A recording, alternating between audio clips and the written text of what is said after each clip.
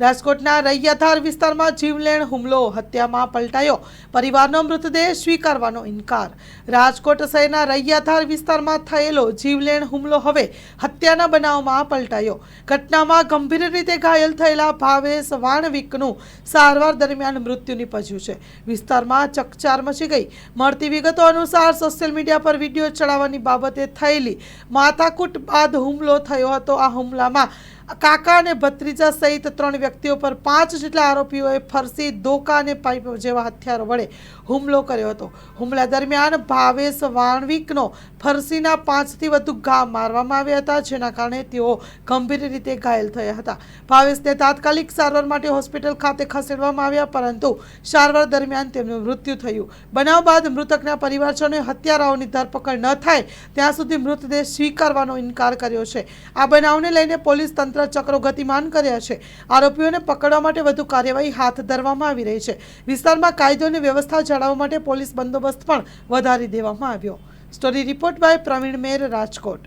આજે એક અમારી સમાજના ભાવેશભાઈ વાણવી એક સમાજના વધુ એક યુવાનની આજે એક હત્યા થઈ છે। સમાજની પર વારંવાર એક હત્યાના બનાવ બનતા રહ્યામાં વધુ એક હત્યાનો બનાવ બન્યો છે।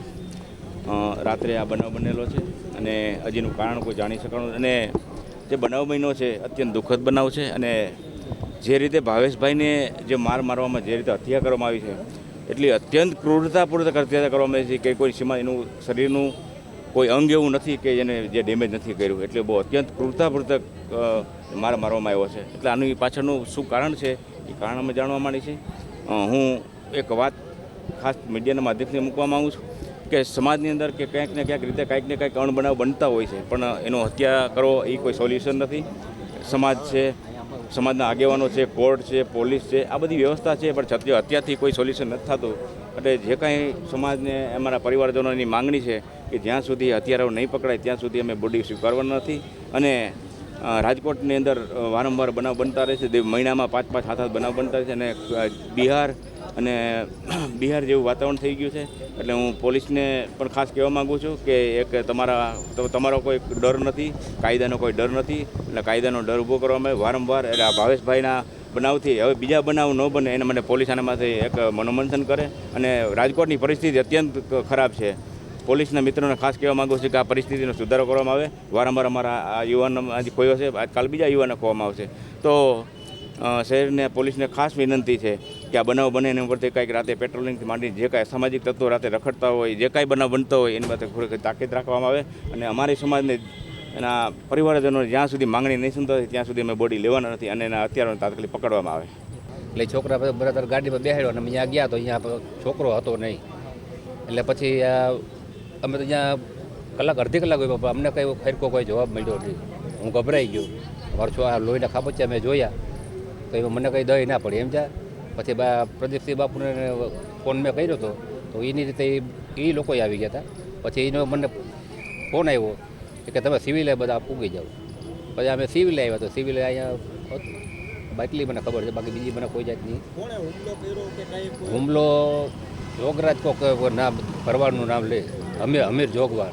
કેટલા જણા હતા એમાં તો ઓલા જે કહેવાવાળા એમ કે 10 થી 15 જણા હતા એ કે હું તો બીજાને તો કોઈને ઓળખતો નથી।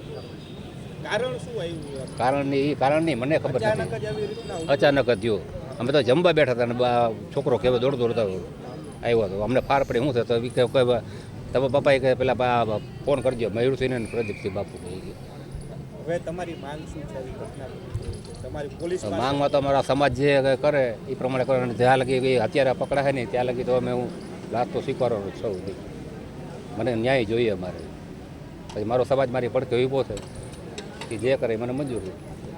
આજે રાત્રે 4 વાગ્યાની આસપાસ અમારા ભાવેશભાઈ વાણવીનામાં અમારા એક યુવાનની રાત્રે હત્યા થઈ ગઈ છે। વારંવાર હત્યાઓના બનાવ બનતા રહ્યા છે, મહિનામાં 5-5, 8-8, 10-10 બનાવ બનતા રહ્યા છે। તે યુપી બિહાર જેવું વાતાવરણ થઈ રહ્યું છે અને જે ભાવેશભાઈને જે મારવામાં આવ્યો છે એ અત્યંત ક્રૂરતાપૂર્વક મારવામાં આવ્યો છે કે આવું કે કઈ બનાવ છે। એટલે હું જણાવવા માગું છું કે જે કાંઈ હોય એ બાબત આપણી પાસે પોલીસ છે, ન્યાયતંત્ર છે, સરકાર છે અથવા સમાજના આગેવાનો છે એને મળવું જોઈએ। જે કાંઈ બાબત તેનું નિરાકરણ થાય, પણ અત્યાર સુધીનું કોઈ પણ જાતની હત્યા કરવાથી કોઈ પ્રશ્નનું સોલ્યુશન નથી થતું। તો હું શાસન પ્રશાસનના લોકો કહેવા માગું છું કે રાજકોટનું વાતાવરણ સુધારવામાં આવે અને જ્યાં સુધી આ અને ન્યાય નહીં મળે ત્યાં સુધી આ લોકો બોડી નથી સ્વીકારવાના. પેઢીઓની પ્રીત જ્યાં વિશ્વાસનું છે નામ, કલા અને સંસ્કારનું ગૌરવ બનતું આધાર. 5મી પેઢીના વારસામાં ઝળકે સોનાની શાન, મોક્ષા એટલે અંતરની શ્રદ્ધા અને સાચું સન્માન. 5 પેઢીનું આ સાથ સદાય અમર રહેશે. 5 પેઢીનું અતૂટ વિશ્વાસ એટલે કેરાનું ઘરેણું મોક્ષા જ્વેલર્સ.